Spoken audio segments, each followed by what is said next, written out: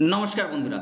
একবার ট্রাম্পকে কোন এক রিপোর্টার কোশ্চেন করেছিল যে আপনার সবচেয়ে বড় প্রতিভা কি। তখন ট্রাম্প সেই রিপোর্টারকে বলেছিল যে তার সবচেয়ে বড় প্রতিভা হলো ধৈর্য রাখা। তখন আবার রিপোর্টার ট্রাম্পকে কোশ্চেন করছিল যে কিরকম। তখন ডোনাল্ড ট্রাম্প বলছে যে এই যে আপনি আমার সাথে কথা বলছেন এবং এখন আমি আপনার উপর ট্যারিফ বসাচ্ছি না, এইটাই হলো আমার সবচেয়ে বড় প্রতিভা।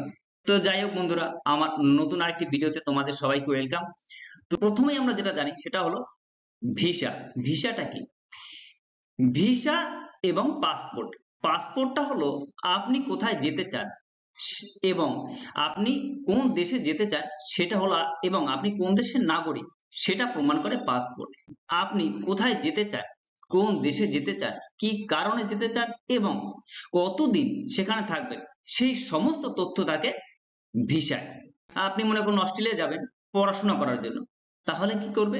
অস্ট্রেলিয়া যাওয়ার জন্য আপনাকে এডুকেশন ভিসা দেবে।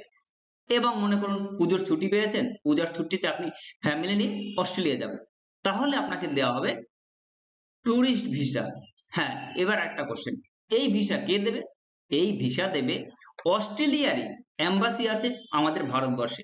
তারা আপনাকে সমস্ত আপনার তথ্য যাচাই করবে, আপনি সঠিক বলছেন কিনা সমস্ত রিপোর্ট দেখবে, তারপর আপনাকে সেই অনুযায়ী তারা আপনাকে ভিসা দেবে। ওকে, এবার মনে করুন আপনি আমেরিকা যাবেন, ঠিক আছে? আপনি আমেরিকা যেতে চান 3 বছরের জন্য। আপনি একজন সফটওয়্যার ইঞ্জিনিয়ার, সেখানে কোনো একটা কোম্পানি এতে আপনি চাকরি পেলেন, আপনি যেতে চান, সেই জন্য আপনাকে যে ভিসা দেওয়া হবে সেইটাকে বলে H1B ভিসা। যদি আপনি দেখেন প্রত্যেক বছর প্রায় 85,000, 85,000 প্রতি বছর 85,000 ভিসা দেয়, H1B ভিসা দেয় আমেরিকা। যার মধ্যে বলতে পারেন প্রায় 70% হলো ইন্ডিয়ান। এই 85,000 মানুষের মধ্যে মানে কর্মচারীর মধ্যে 70% হলো ভারতীয়। ঠিক আছে, এবার আসি ফিসের ব্যাপারটা কি? দেখুন, এই যে ট্যারিফ বসানোর আগে বিভিন্ন সংস্থায় আমাদের দেশ থেকে, আর সেটা আপনি বলতে পারেন মেডিকেল সায়েন্স কিংবা computer engineer, electrical engineer, civil engineer, এইসব টেকনোলজি কিংবা সায়েন্সে যারা কাজ করতে দিত তাদের দিতে হতো $1,700 থেকে $4,500 মতো তাদের পেমেন্ট করতে হতো প্রতি বছর।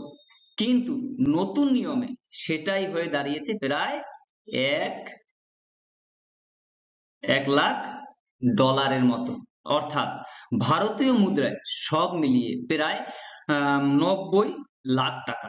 মানে বুঝতেই পারছেন।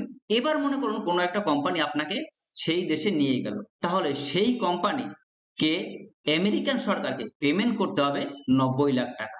এবার ভাবুন, সেই কোম্পানি আপনাকে নিল, তারা 90 লাখ টাকা পেমেন্ট করলো আপনার হয়ে, তাহলে আপনার কত স্যালারি হওয়া উচিত এবং সেই দেশে থাকতে হলে আপনাকে কত বেতন দিতে হবে।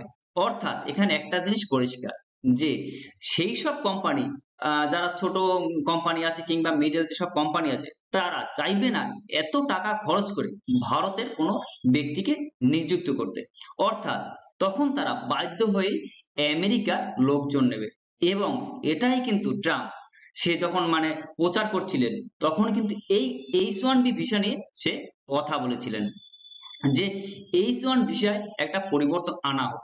দেখুন, ট্রাম্পকে আপনারা যাই বলুন না কেন, একটা জিনিস লক্ষ্য করে দেখবেন, সে ভোটের আগে যেসব প্রতিশ্রুতি দিয়েছিল সেই সবে কিন্তু সে একে একে একে এস্টাবলিশ করার চেষ্টা করছে। অর্থাৎ সে যেটা করছে সেটা কিন্তু মেক আমেরিকা গ্রেট অ্যাগেইন, এই তথ্যের উপর ভিত্তি করে সেই কাজগুলো করছে।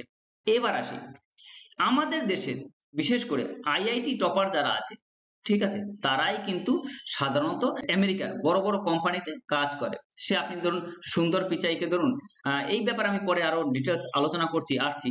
আমাদের দেশের যারা ক্রিম স্টুডেন্ট আছে তাদের কিন্তু তারা সেই দেশে নিয়ে যায়, তাদের কি আছে, তাদের অর্থ আছে, আর ভারতীয়দের ব্রেইন আছে। যাই হোক, এইবার আপনাদের আমি একটা মজার কথা বলছি, ইলন মাস্ক ভিএস ট্রাম্প। এই আপনারা জানেন যে এখন বর্তমান পরিস্থিতিতে ইলন মাস্ক এবং ট্রাম্পের মধ্যে সম্পর্ক খুব একটা সুমধুর নয়। আপনারা জানলে অবাক হবেন, ইলন মাস্ক কিন্তু অ্যাকচুয়ালি আমেরিকার জন্মগ্রহণ করেনি।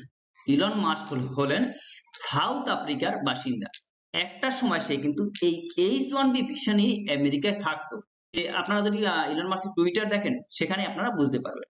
একটা সময় এই ইলন মাস্কই কিন্তু টুইটারে বলেছিলেন যে এই H1B ভিসা মানে ডোনাল্ড ট্রাম্পের যখন হয়ে তিনি প্রচার করছেন তখন বলেছিলেন যে এই H1B ভিসা নিয়ে অনেক লোক, অনেক ভারতীয় যারা টেসলার মতো গুরুত্বপূর্ণ কোম্পানিতে কাজ করছেন এবং এই H1B ভিসার জন্যই আমেরিকা এতটা দূরে পৌঁছাতে পেরেছে। অর্থাৎ এই H1B ভিসার গুরুত্বটা তখন কতটা ছিল সেটা বোঝাই যাচ্ছে। এর পরদিনই ইলন মাস্ক আবার সেই টুইটটি মুছেও দিয়েছেন এবং পরদিনই লিখেছেন যে এই H1B ভিসার একটা পরিবর্তন আনা হোক। বিদেশে চলে যাচ্ছে ইন্ডিয়া, এখানে কি ভারতের লাভ হচ্ছে না লস হচ্ছে? এবার মনে করুন আমেরিকারই কোনো একটা কোম্পানি, সে সেই দেশের লোকদের নেবে, সে যেখানে আমেরিকার লোক নিয়ে একটা কাজ $10 করাতে পারবে, সেখানে সে ভারতবাসীকে দিয়ে সেই কাজ সে $5 করাতে পারবে। অর্থাৎ সেই কোম্পানির $5 লাভ হলো আর ভারতবাসীর লাভ হলো, সে $5 ইনকাম করলো। সেই ডলারটা যখন ভারতে আনলো তখন কিন্তু তার টাকার ভ্যালু বেড়ে গেল। অর্থাৎ এখানে দুজনের লাভ হচ্ছে, এক যে চাকরি করছে এবং দ্বিতীয়ত সরকারের কি লাভ, যখন সে এই টাকাটা ভারতবর্ষে নিয়ে আসছে তখন কিন্তু একটা রেমিটেন্স পাচ্ছে ইন্ডিয়ান গভর্নমেন্ট। অর্থাৎ এই শ্রমিকদের পাঠিয়ে কিন্তু গভর্নমেন্টেরও একটা লাভ আছে। এই সব ক্রিম ব্রেইন যদি ভারতেই থাকে, ঠিক আছে, তাহলে কিন্তু ভারতের উন্নতিই হবে, কারণ এখানে লস হবে না। আপনাকে আমি একটা উদাহরণ দিচ্ছি। মনে করুন আমি একটা বাড়ি করব এবং সেই বাড়ি করতে আমার যে হেডমিস্ত্রি আছে তাকে দিয়েই আমি বাড়ি বানাবো। এবার ভাবুন, পাশের পাড়ায় হয়তো আমার ভালো ইঞ্জিনিয়ার আছে, তাকে দিয়ে আমি বাড়ি করাবো না, আমার যে হেডমিস্ত্রি আছে তাকে দিয়েই আমি বাড়ি করাবো। অর্থাৎ সেই বাড়ির গুণমান আর একজন ইঞ্জিনিয়ার ডেকে সেই বাড়ি করানোর গুণমান কি এক হবে?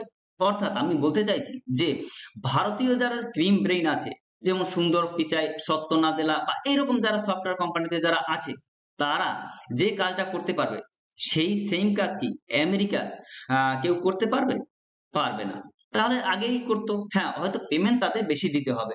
একটা জিনিস দেখবেন, মাইক্রোসফট থেকে শুরু করে গুগল, বড় বড় যত কোম্পানি আছে সেখানে ম্যাক্সিমাম যে উচ্চ পদ আছে সেখানে কিন্তু সব ভারতীয়রাই। আমেরিকার এটাও কিন্তু একটা পয়েন্ট যে ভারতীয় ট্যালেন্টকে তারা ভয় পায়, কারণ আগামী দিনে হয়তোবা সব কোম্পানির রাশ ভারতীয়দের হাতে চলে যেতে পারে। এটা কিন্তু একটা কারণ। অ্যামাজন কোম্পানিতে প্রায় ভারতীয়রা প্রায় 10,000 কর্মচারী চাকরি করে, ঠিক আছে, যারা ভারতীয়, শুধুমাত্র অ্যামাজনেই। এরপরে আছে ইনফোসিস, যেখানে 5,000-এর মতো। এবার আমি আপনাকে আর কিছু তথ্য দিচ্ছি। 5.1 মিলিয়ন মানুষ যারা আমেরিকায় বসবাস করে, ভারতীয়, ঠিক আছে। এবার দেখুন 62% হোটেলের মালিক, মানে আমেরিকার 62% হোটেলের মালিক হলো ভারতীয়রা। প্লাস 35 থেকে 50% যত স্টোর আছে তার মালিক হলো ভারতীয়রা। এবং আপনি শুনলে আশ্চর্য হবেন, প্রায় 300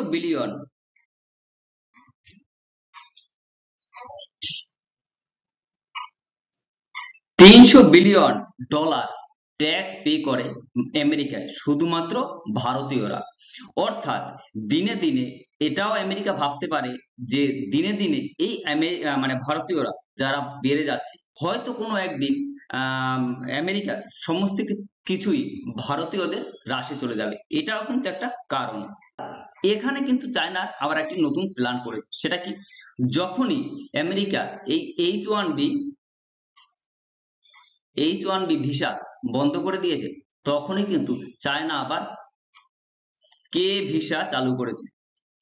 এতদিন চায়না 11 রকমের ভিসা দিত ভারতীয়দের। তারা বলছে যে তারা সেখানে চাকরি করতে পারে। চায়নায় কিন্তু সরাসরি করে ভারতের নাম লিখেনি। তারা বলছে যে সাউথ এশিয়া থেকে চাইলে তারা এখানে আসতে পারে এবং তাদের জন্য কে ভিসা চালু করা হলো। অর্থাৎ সাউথ এশিয়ার মধ্যে সবচেয়ে বেশি ট্যালেন্ট প্রোভাইড করে ভারত। সেই ক্ষেত্রে কিন্তু চায়না আবার এটা নতুন ফাঁদও হতে পারে, যাতে চায়নায় সবাই চলে যায়। কিন্তু আপনি যদি সমীক্ষা দেখেন, সেখানে দেখতে পাবেন বর্তমানে চায়নায় মানে এখন 2025-এ চায়নায় মাত্র 8,000 মানুষ চায়নায় চাকরি করে বা কর্মসূত্রে আছে বা সেখানে কাজ করতে গিয়েছে। সেখানে যদি আপনি দুবাই কিংবা সৌদি আরব বলেন, সেখানে কিন্তু কয়েক লাখ সংখ্যাটা। আমেরিকায় তো আমি বললাম আপনার 5.1 মিলিয়ন মানুষ আছে সেখানে কাজ করছে। এবার চায়নার এনভায়রনমেন্ট কিংবা চায়নার পরিবেশ বা সেখানে যে একনায়কতন্ত্র চলে, সেটা ভারতীয়দের সাথে মানে সামঞ্জস্য নয়। এবং রাজনৈতিক কারণ হতে পারে কিংবা অন্যান্য কারণে চায়নার প্রতি কিন্তু ভারতীয়দের আগ্রহ যথেষ্ট কম। ভারতের ট্যালেন্টের কিন্তু পৃথিবীর সব জায়গায় দাম আছে। সৌদি আরব, দুবাই, জাপান, আমেরিকা, চায়না সব জায়গায়, শুধুমাত্র নেই কোথায়? ভারতে। ইতিহাস ঘাটলেই আপনি বুঝতে পারবেন চায়না কিন্তু ভারতের সেই অর্থে খুব বন্ধুত্বপূর্ণ কান্ট্রি নয়। গতকালকে আপনারা সবাই জানেন যে ইউএন এর একটা বৈঠক হয়েছে, সেখানে ইউক্রেনের প্রেসিডেন্ট জেলেনস্কি পর্যন্ত একটি বক্তৃতায় বলেছে, তাকে জিজ্ঞেস করা হয়েছিল এই ভারতের সাথে আমেরিকার সম্পর্কটা নিয়ে আপনি কিছু বলুন। তখন সে সেখানে বলেছে চায়না আলাদা দেশ, কিন্তু ভারত আমাদের বন্ধু, এবং আমি আশা করি আমেরিকা এবং ভারতের মধ্যে যে প্রবলেমটা চলছে সেটা খুব তাড়াতাড়ি সমাধান হয়ে যাবে। ভাবুন, জেলেনস্কি পর্যন্ত এই কথা বলছে। দেখা যাক ভবিষ্যতে কি হবে। এবার একটা কথা বলছি, নেক্সট আমাদের লাস্ট পয়েন্ট হলো হিস্ট্রি রিপিটস। দেখুন, আমাদের এখান থেকে যারা ওখানে বড় বড় সফটওয়্যার কোম্পানিতে চাকরি করতে গিয়েছে, যেমন সুন্দর পিচাই, সত্য নাদেলা বা এইরকম অন্য অন্য বড় বড় ব্যক্তি যারা আছে, তাদেরকে নিয়ে আমরা গর্ব করতাম। কিন্তু তারা সবাই কিন্তু যখন এই ভারতের বিরুদ্ধে, যখন ডানকি রুটে আমেরিকায় গিয়েছিল, সেখান থেকে অবৈধভাবেই গিয়েছিল, তাদের পায়ে বেরি করে লোহার শিকল পরে যখন পাঞ্জাব এয়ারপোর্টে পৌঁছে দিয়েছে বা এসছে, তখনও কিন্তু তারা চুপ ছিল। সেটা কিন্তু ভারতের একটা অপমান। প্লাস যখন এই 50% টেরিফ বসানো হয়েছে, তখনও কিন্তু তারা চুপ ছিল। এবং যখন হঠাৎ করে এক রাতের মধ্যে এই যে H1B ভিসাটা বন্ধ করে দেওয়া হয়েছিল, তখনও তারা চুপ করে আছেন। অর্থাৎ এইসব ব্যক্তিদের নিয়ে যারা আমরা যারা গর্ব করতাম, আসলে তারা প্রত্যেকেই মেরুদণ্ডহীন। মালদা বা মুর্শিদাবাদ থেকে যারা পরিযায়ী শ্রমিক কেরালা বা ব্যাঙ্গালোরে কাজ করতে যায়, তারা যেরকম, এরা তাদের থেকেও নগণ্য। এরাও হলো এক প্রকার পরিযায়ী শ্রমিক। একটা কথা দেখুন, আজকের ইসরায়েলের পিছনে কেন আমেরিকা সবসময় থাকে? তার কারণ হলো ইসরায়েলের ইহুদিদের মধ্যে ইউনিটি। আজকের যদি আমেরিকার কোনো নেতা কিংবা কোনো মন্ত্রী যদি ইসরায়েলের বিরুদ্ধে বলে, দেখবেন সে ইলেকশনে পর্যন্ত হেরে যাবে। কারণ এই ইহুদিরা যারা আমেরিকায় থাকে, তারা তখনই সেই নেতার গলা টিপে ধরবে। এটাকে বলে ইউনিটি। 1757 সালের পলাশী যুদ্ধের পর থেকে ইংরেজরা ভারতবর্ষে প্রায় 200 বছর শাসন করেছে, এবং তখনকার দিনে ফ্রান্স এবং ইংল্যান্ড ছিল সব থেকে শক্তিশালী। আজকে দেখুন, 1947 সালের দ্বিতীয় বিশ্বযুদ্ধের পর থেকে আজকে এই 100 বছর হয়নি, তাদের কিন্তু পতন হয়ে গিয়েছে। অর্থাৎ ইতিহাস পরিবর্তনশীল। কে বলে? এই যে আমেরিকায় যে যাদের মেরুদণ্ডহীন ব্যক্তি যারা ভারত থেকে আছে, তাদের পরবর্তী বংশধর হয়তো হতেও পারে পরবর্তীতে তারা আমেরিকা থেকে কাজের জন্য ভারতে আসবে। আমাদের মাননীয় প্রধানমন্ত্রী এটাও বলে দিয়েছে 2047 সাল নাগাদ ভারত বিশ্ব শাসন করবে। অর্থাৎ পরবর্তীতে কিন্তু ভারত সেই জায়গাটা নেবে, আজ হোক কিংবা কাল হোক। এটা কিন্তু জিডিপি বিভিন্ন সমীক্ষা থেকেই প্রমাণিত। যখন ট্রাম্প ভারতের বিরুদ্ধে বিভিন্ন পদক্ষেপ নিচ্ছে, তখন কি এদের একটা টুইট করে এর প্রতিবাদ করা উচিত ছিল না? বিদ্যা সহজ, শিক্ষা কঠিন, বিদ্যা আবরণে আর শিক্ষা আচরণে, বলেছিলেন রবীন্দ্রনাথ ঠাকুর। তো সবার কাছে আমার অনুরোধ থাকবে, আপনারা যারা ভারতের মাতৃভূমি তারা এইসব পদক্ষেপে অন্তত কিছু বলুন, অন্তত কিছু করুন। নিজের মাতৃভূমির প্রতি অবশ্যই আপনাদের দায়বদ্ধতা আছে। তো বন্ধুরা, আজকের ভিডিও এই পর্যন্তই। কিছু ভুল বলে থাকলে ছোট ভাই হিসাবে ক্ষমা করে দেবেন। আর আপনার মূল্যবান মতামত অবশ্যই আমাদের কমেন্ট সেকশনে কমেন্ট করে জানাবেন। দেখা হবে পরবর্তী ভিডিওতে। Thank you.